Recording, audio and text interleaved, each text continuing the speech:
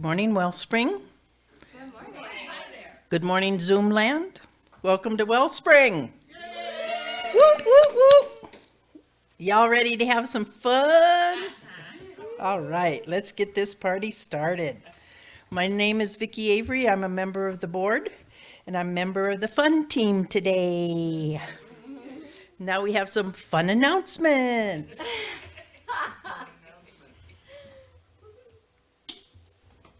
Early bird meets Sunday mornings at 9:30 via Zoom.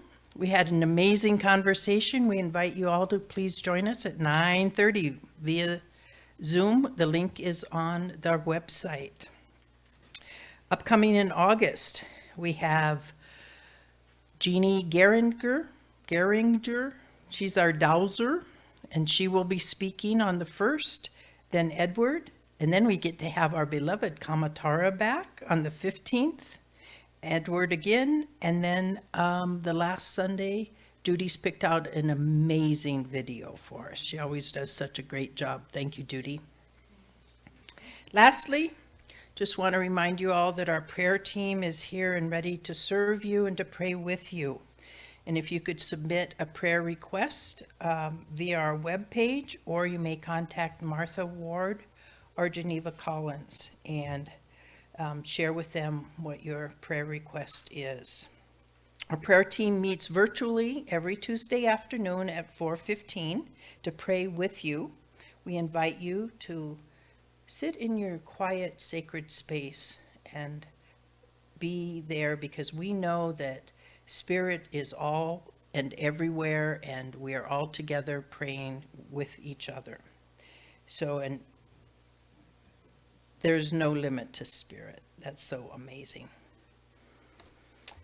So if you now would just take a moment, take a deep breath, get comfortable wherever you are in your skin, and know that we invoke Mother, Father, God, Great Spirit, to be with us now in this sacred time, in this sacred space with our spiritual community, gathering together of like-minded folks to support each other on our spiritual journeys. We know that all is well and in divine order, and we are grateful for the music that will be shared today, and we are blessed to have our beloved Kamatara with us to share her message. We all support each other in this thing called life. We are one tribe, and all are welcomed, all are members, and all are loved. As we say together, and so it is. And so please, if you would, stand if you are able, and Judy will lead us in our song of joy.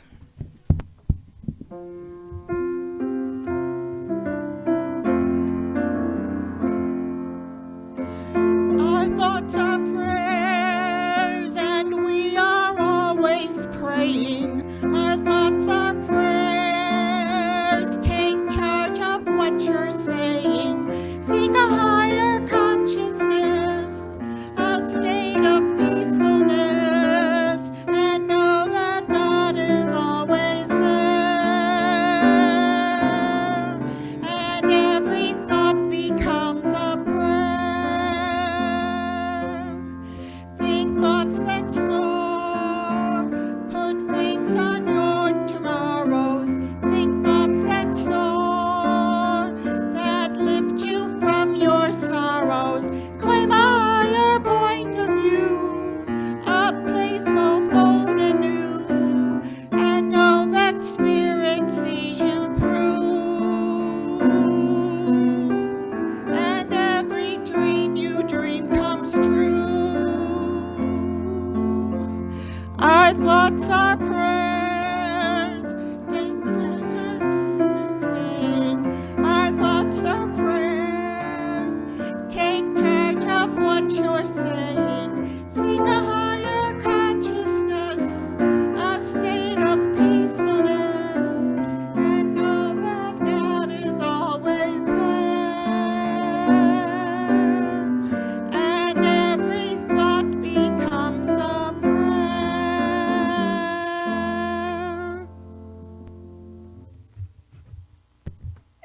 you'd like to have a seat, or you could stay standing.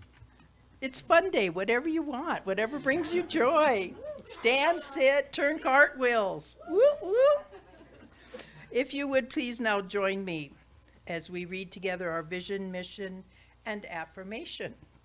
Our vision: to elevate spiritual consciousness in our world. Our mission: to support individual spiritual quests through celebration, study, counsel, living fellowship, and service. And our affirmation: I am at peace within myself and within my world. I am grateful for the perfect health and overflowing abundance of my life. I know I'm loved and supported in every way and at all times. I create joy in my life and share it with everyone I meet. If you'd like to have a seat. And now it's time for our special music with Barry and Max. We are so, so happy that you both are here. What a beautiful voice this young man has.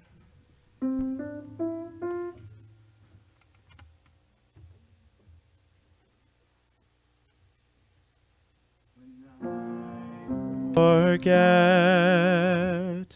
we are one, and I regret things that I've done. I go within my heart and soul. I start again, knowing I'm whole. God is right, here I am right where I should be. As I fill my mind with peace, I feel it washing over me.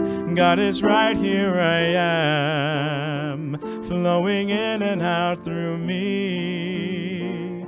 In this moment, I am free.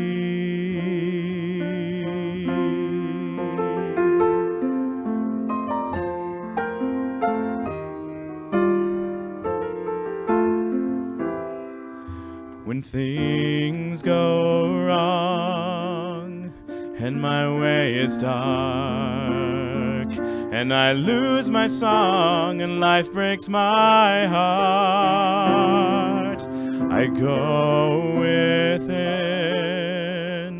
my heart and soul, and I start again, knowing I'm whole.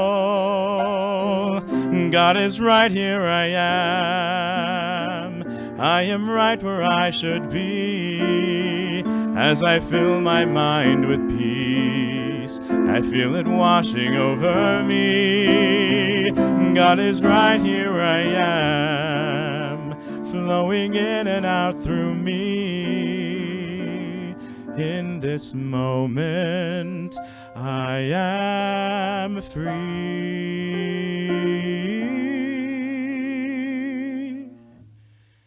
In this moment, I am free.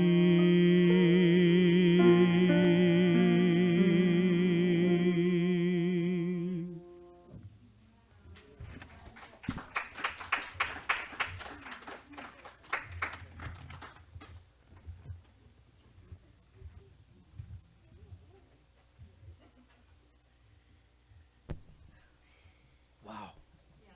That was beautiful. Thank you, gentlemen. Now I have to find my voice so I can do the reading for you. Whew. You get a moment now. Okay, I'm going to do a reading from the 360 days. I took 5 days off. You didn't get the memo? No. Thank you, Sharon, for keeping me focused. Oh, we have a techie coming. I'm supposed to be eating the mic. And now I'm shy, so I'll whisper. We're having fun. Okay. The reading for today. I live in the life of God.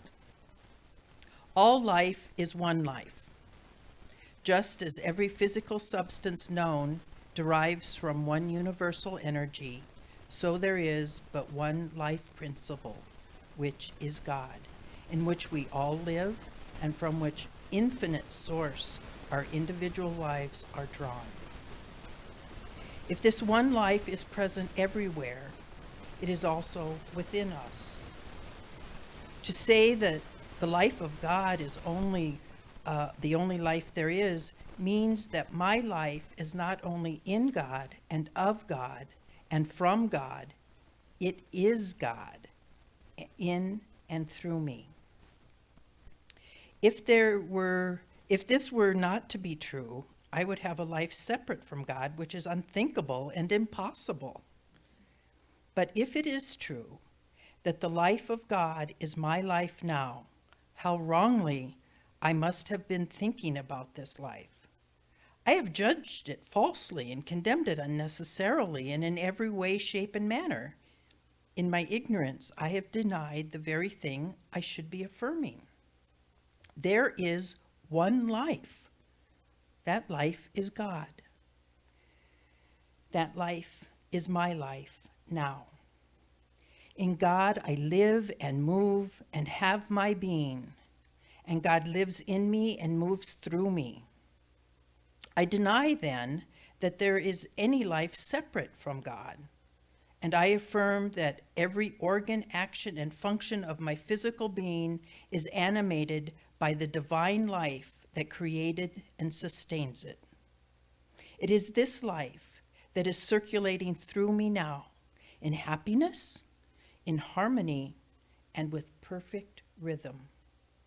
I am one with the whole. Therefore, I say to my mind, you are to live and think and feel this truth until it is spontaneous and natural.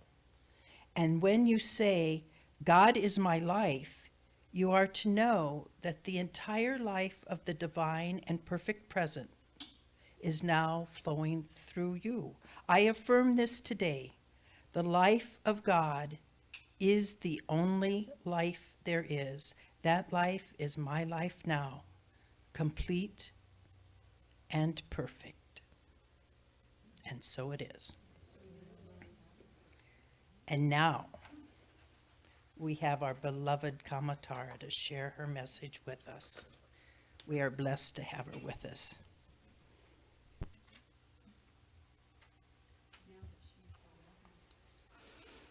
True story.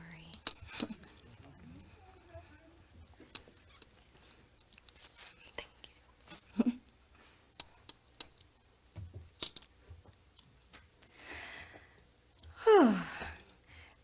Good morning, Wellspring. Good morning, Kamatara.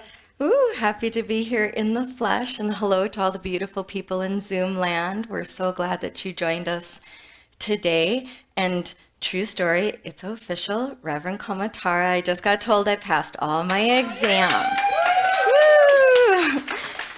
Hallelujah. So today, my talk title is Fly Right, because I have been thinking about the words right, righteous, and righteousness lately, because that's what retired English teacher, now ministers, do late at night, thinking about words. So guess where we're going today?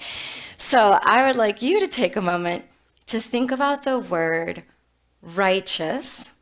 And if you were to hear that used in a sentence nowadays, would it be positive, neutral, or would it be pretty negative? As in, she was righteous about, she was being righteous. Let's see some thumbs. Positive this way, negative. Whoa, we are, okay, the jury is out. It's a mixed bag. So I'm going to try to convince you today that the word righteous is something that we've really been missing out on. Because, to quote Princess Bride, I do not think that word means what you think it means. Okay, we're going to unpack that today. In fact, just a fun fact, the words righteous and righteousness are used 520 times in the Bible. Sorry, let me strike that. 540 times in 520 verses. There's probably a little something to this word. So let's just start with the core word, which is right. Right can mean a lot of things. Have you ever thought about that word? Right? It could mean de veras? Okay, it could indicate a direction. It could indicate political affiliation or persuasions. It could mean you are correct. And when I looked up a definition, because you know you're not going to have a talk with Rev Kamatara without going to the dictionary. I'm a big fan of the book. Okay, the Bible, the dictionary. I fly right. Okay, I'll stop. So, see, we're having fun today already. All right, so the dictionary says righteousness, in accord with divine or moral law. Right? Well, the last time I checked, that's what Science of Mind is all about. Being in accord with divine law. It's kind of why we're here in this beautiful little sanctuary having this service together, to get back in accord with the divine. And I would sure like to be moral. I'm not always, but I sure try. I would like to be. This sounds pretty good to me. Another definition I found was free of guilt or sin. Now, in the New Thought realm, we don't necessarily jive with the word sin so much, but I do like what Dr. Ernest Holmes, the founder of religious science, calls sin. He tends to call it error or misuse of the law. Or I had a teacher in San Diego, Reverend Dr. Kathy Hearn, who used to call it unskillful living. I thought that was very delicate of her. But yes, I would love to be free of guilt and error and unskillful living. That sounds really good to me. And then I think of our Buddhist friends who have the Eightfold Path, and they use the word right, like right intention, right view, right speech, right action. And that kind of right is almost like in construction or math, or like, oh, the ship tipped over. I know we don't know about this in New Mexico, but the ship tipped over and we have to right the ship. Okay, so it's being in that alignment. It is true, it is just, it is justified. And that leads to my favorite spiritual definition of the word righteousness, which is in alignment with the divine. Yeah, so where does this right go so wrong? Let's think about this for a second. So I'm going to quote our friend from Unity, Gary Simmons, awesome author. If you ever read his books, wow, I was unhinged reading a few of his books. So one of his favorite lines for me is, I'm glad you're sitting down. Okay. One of my favorite lines of his is, you are either the way of God or you are in the way of God. Yeah, I know. I'm going to take a deep breath. I'm putting my big girl panties and I'm going to handle that one. Okay. I am either the way of God or I am in the way of God. So I think that's the difference between I am righteous and I am self-righteous. When I put myself before God or principle or truth or whatever word you want to have in there, it still works. And I think when we say someone's being righteous, it's a shortcut, like a truncated way of actually saying self-righteous. That's probably more what we mean. And I have to say, if self-righteousness were an Olympic sport, I would have many medals. Since we're in the Olympics now, feeling the love. Yes, I am a gold medal winner of self-righteousness. I was a teacher in my first career. So I did, it was my way or the highway, and I am right and you are wrong, and this is how it is, and I'll tell it, like, you should do this and all that. Or even just as my, understanding of the world grew, and maybe you relate to some of these thoughts, the moral indignation, the outrage, the disgust, the irritation, the judgment. Woo, I've got some frequent flyer miles there. My pet peeve is when people waste my time. When things are inefficient, ineffective, unproductive, someone's incompetent, and I know all those go together. Oh, heavens to Betsy. I have had a hard time with that. But here's the trick. These kind of thoughts, like let's say it's the moral indignation or, oh, that's not quite right. Those aren't right or wrong. They're neither good nor bad. The trick is what happens next. Because the thoughts give you really important information. Moral indignation is really important. It's really important. And if someone needs to be held accountable, well, absolutely. There are things that need to happen. It's really important information. But the trick is, how do we go about it? It's a pivotal moment. And when I'm coming from self-righteousness or a place of judgment, then that's where we get the epic displays of unskillful living. Oh yeah. But if I'm in alignment with the divine, then I can be a portal of grace in that moment.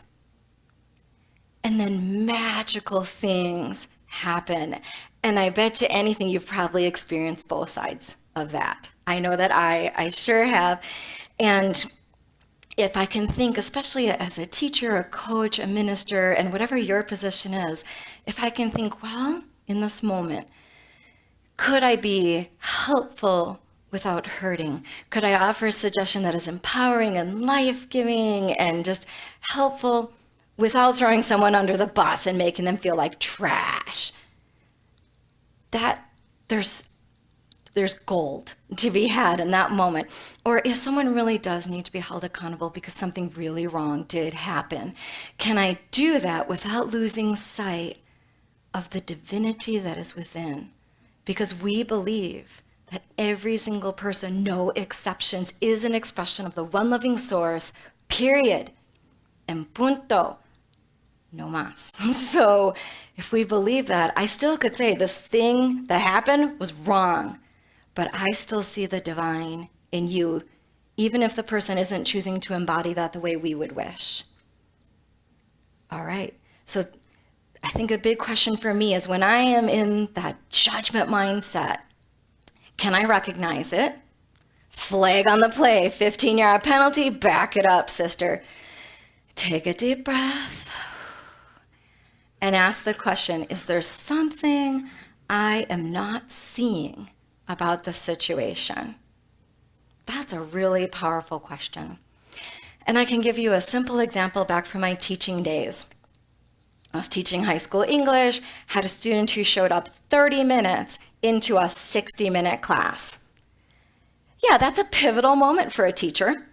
And I know that, some teachers would really get their knickers in a twist, and I could have leveled that student, taken them out, taught them about the responsibility of being punctual. I could have gone there in a New York minute. But by the grace of God, I did not. And all I said was, Giselle, I'm so happy to see you. I'm glad you could make the second half of class. Come on in, take a seat, hear the materials. You just jump in when you're ready. And if you have questions, I'd be glad to answer them. I'm so glad you're here. And then I just went about my business. And then after class, it was lunchtime, and she hung out for a minute. And I was like, okay, here's a student who never talks to me, but whatever, we'll see what this is about. And she said, thank you, because that very morning she had just had the hugest blowout with her mom. She had just been kicked out of her house for good. She had no place to go. And the reason she was late is because that's how long it took her to walk to school. And school was the only place she knew she could be safe, sheltered, and maybe get some food. That was the piece that I was not seeing. And in that moment, by the grace of God, I could be open to even see the other half of that, because self-righteousness is a trap that cuts us off from other people and the view. We put our blinders up. It's very myopic. We can only see this one thing that we're stuck on. And wow. And I'll speak for myself. I know that I have done some serious damage when I've been in that mindset. When I'm being judgy, it's always because I cannot see the whole picture. And when we see as God sees, then we're no longer in the way of God. We are. So I know that we can tell when we are off the rails. We can tell the big ones. I've been talking about epic displays of unskillful living. We know when that happens, like mommy needs a timeout. Oh yeah, I can tell. But I also want to talk to you about times when it's a little more subtle. Now, Science of Mind, we love the 35,000 foot view. Like, we want to create a world that works for everyone and we are all one. And I'm not throwing those under the bus because that's super important. Those are core value statements. We believe, gotta have it, yes. But how do those outpicture in reality? Because I don't know about you, but quite frankly, last time I checked, I live in the weeds. Day in, day out, I am down in the thick of it. And that's where I need my science of mind. Not just on the yoga mat. I need it in, the day out, nitty gritty, granular level in the weeds moments. And that there's a big impact of having it applied right there and then. And that's what I love about Science of Mind. Did you know that, you probably already know this, that Ernest Holmes was considered a practical mystic? Ooh, I want to be a practical mystic. Doesn't that sound fantastic? Okay, so that's what we're going to talk about. And I learned this really neat thing about aviation. Are any of you pilots? Oh, Sharon's dad, Vietnam pilot. Amazing honor. I would say props to him. Get it? See what I did there? Okay. So I learned this cool thing about aviation. It's called the 1 degree rule. And I'm not a pilot, so I'm not going to pretend like I actually know this, but I learned about it. So here's what it says, and I wrote it down so I say it right. Experts in air navigation have a rule of thumb known as the 1 in 60 rule, and it states, for that every 1 degree a plane veers off its course, just 1 degree, that little tiny bit, it misses its target destination by 1 mile for every 60 miles that you fly. So this means that the further you travel, the further you are from your destination. That little tiny bit. Where is it in our own lives that we might be just that 1 degree off? And could we course correct before we are miles away from our destination? Could we course correct? Because those little tiny bits and pieces, they really add up. Especially if you're in a long-term relationship with someone. Whoa, okay, that could get really gnarly. So we want to course correct as soon as possible. And I'll give you an example from the Bible, maybe an unexpected example.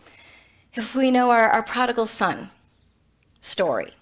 Okay, so we've got, the older brother, the younger brother, the very rich father, they're living in the mansion, and the younger brother is like, I want my inheritance now, and he goes out and he's like Playboy of the Western world and blows it all and comes on back. I know, this is like Bible lessons with Kamatara. I'm not saying it right, but you know the story.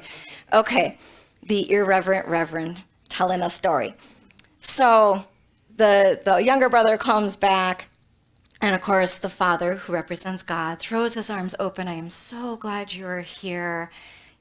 I hope that's akin to what happened with my high school student who came in so late. Like, I am just so happy that you are here, beloved child. I don't want to talk about that guy. I want to talk about the older brother. Have you ever thought about the older brother? Oh yeah, because that was so me. I can't even tell you, like, I am a rule follower and I am a people pleaser and I try to do all the right things. And then someone else just waltzes in and I'm like, are you kidding me? What?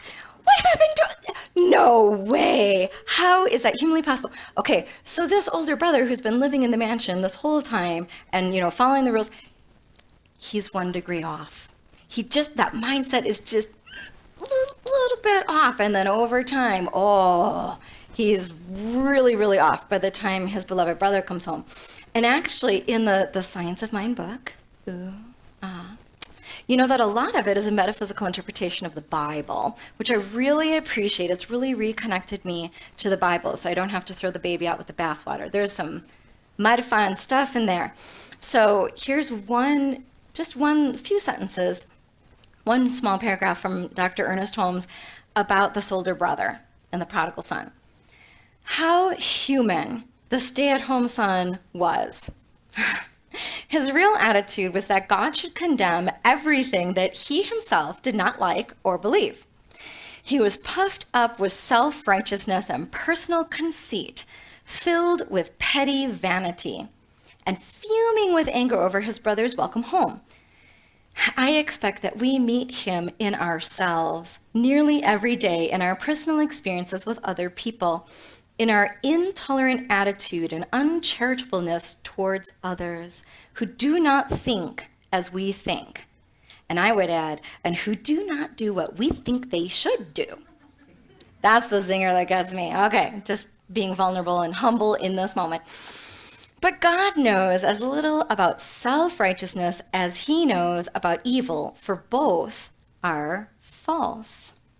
Therefore, he, capital H, as in the father in the story, who we all know is God. So the father in the story said unto the elder son, Thou art ever with me, and all that I have is thine. This implies that the elder son has missed the mark, as well as the younger, for he had been living in the midst of plenty in the kingdom of heaven, which we are already living in right here, right now, and had not recognized it. He needed but to have asked, and he would have received all that the Father had. Both sons were foolish, but it is a question of which was the more completely deluded. Right? Scathing. I would suggest that I'll just say an I statement because I don't want to impugn your honor, but I delude myself when I am self-righteous. I am cutting myself off. I am blinding myself to what may really be happening right in front of me. When I have an out of alignment mindset, it changes my experience, it changes other people's experience, and that 1 degree off makes a really big difference. So I'd love to suggest those 2 things to you. Number 1 is that little things really do make a huge difference. And that number 2, science of mind or new thought unity, your spiritual practice, whatever that is the dashboard in the cockpit helping you to stay in alignment. And can you course correct soon? Like the moment you know that you're off. Because we don't want those epic displays of unskillful living. We would love to be that portal of grace and to be in alignment with the divine that is the presence and power within. So I'm going to challenge you this week to do your own 1 degree experiment. So I can give you a simple example of a 1 degree experiment. Back when I was teaching high school, I was really tired of my homeroom students crabbing about their teachers. Oh, I hate that teacher. Oh, that teacher's so mean. Oh, that teacher hates me. I was like, really? Are you sure? I don't know if that's really true. Maybe that person was just having a bad day. Let's try an experiment, students. I said, for 1 week, would you agree to take the teacher that is the most uncomfortable for you, and each time you have that class for 1 week, just walk in and don't be ironic or sarcastic or anything. Just say a real nice good morning. That's all you have to do. Just do that one thing.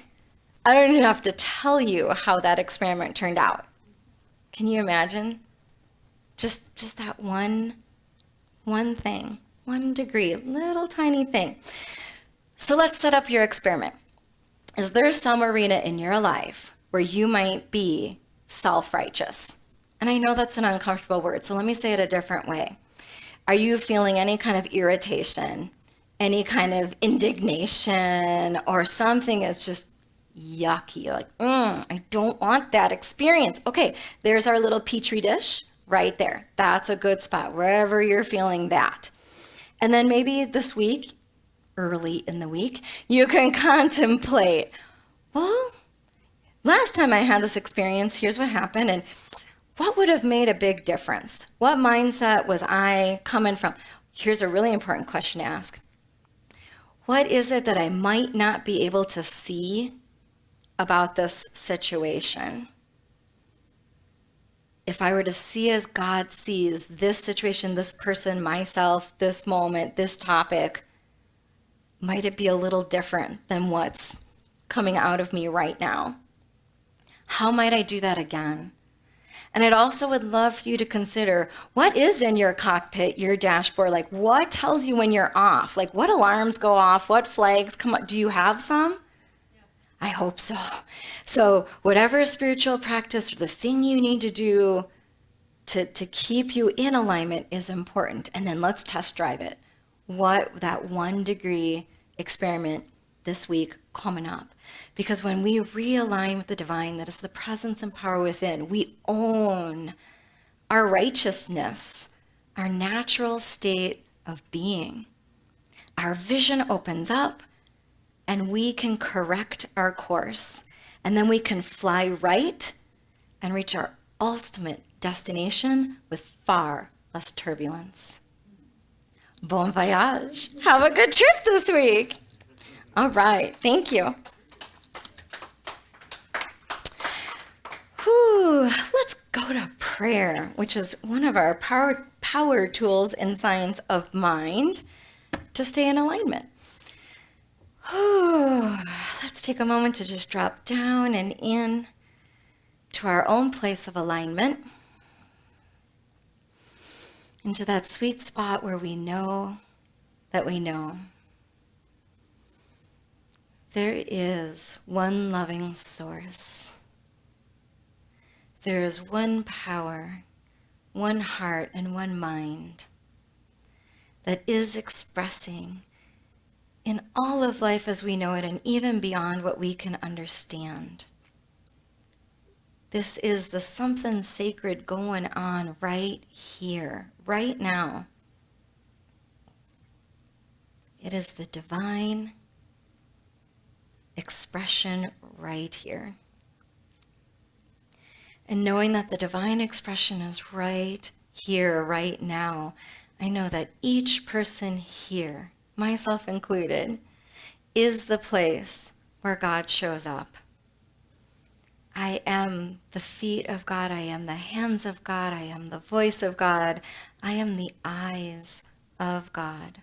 There is no separation.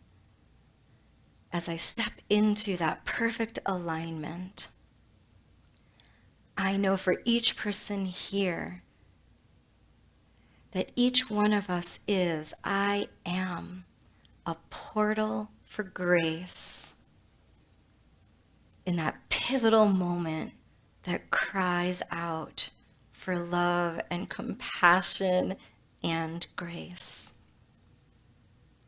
I know that my eyes open, my heart opens, my words and actions are empowering and life-affirming for all who cross my path. And I also know that for myself, that the voice inside my head and the actions that I take for myself are empowering and life-affirming and filled with grace.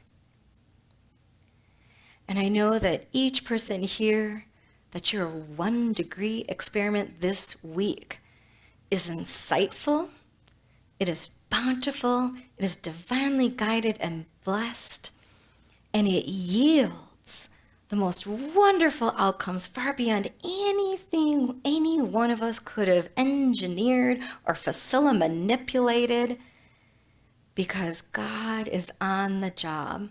We are tapping into the infinite, and it's a winner every time.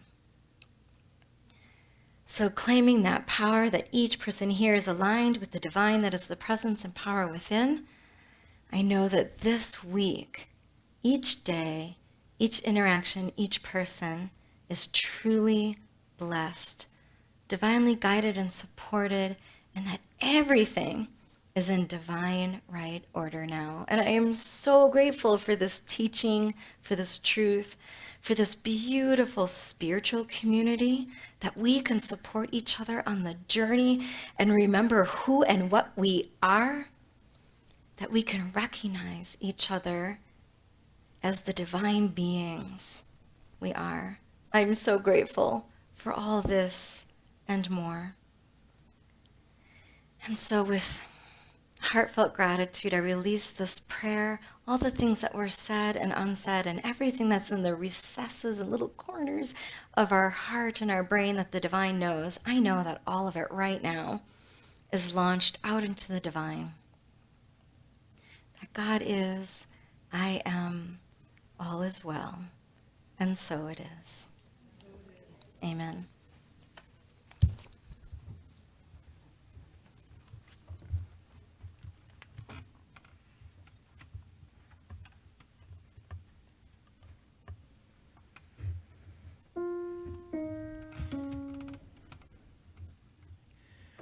Where I am, God is. Where I stand, God is standing strong. Where I breathe, God is breathing life in and out and through me. As me, where I sing, God is. Where I dance, joy lifts my feet. Where I live, beauty's flowing free, in and out and through me. As me, where I doubt, God is the faith in me. Where I cry, God is the comfort there. Where I seek, God is the answer. Here and now and forever and ever and ever. Where I speak, truth is. Where I work, love is my career. And where I play, God is playing boldly, in and out and through me. As me,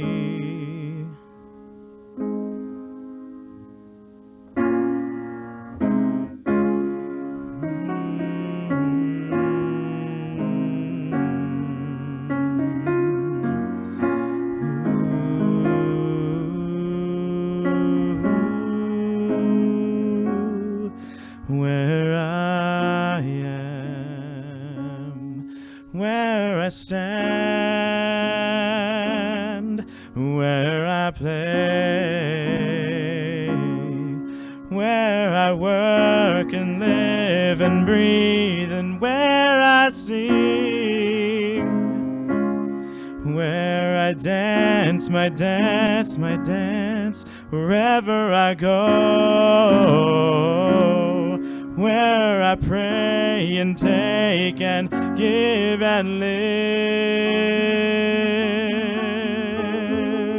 God is, God is, God is.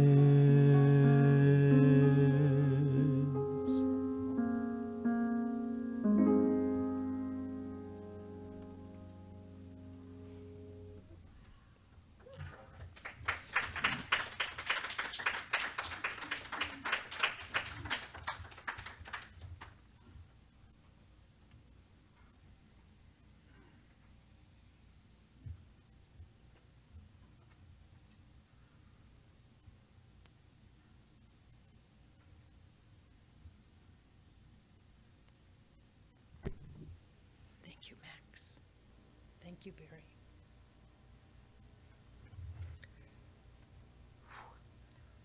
We are blessed.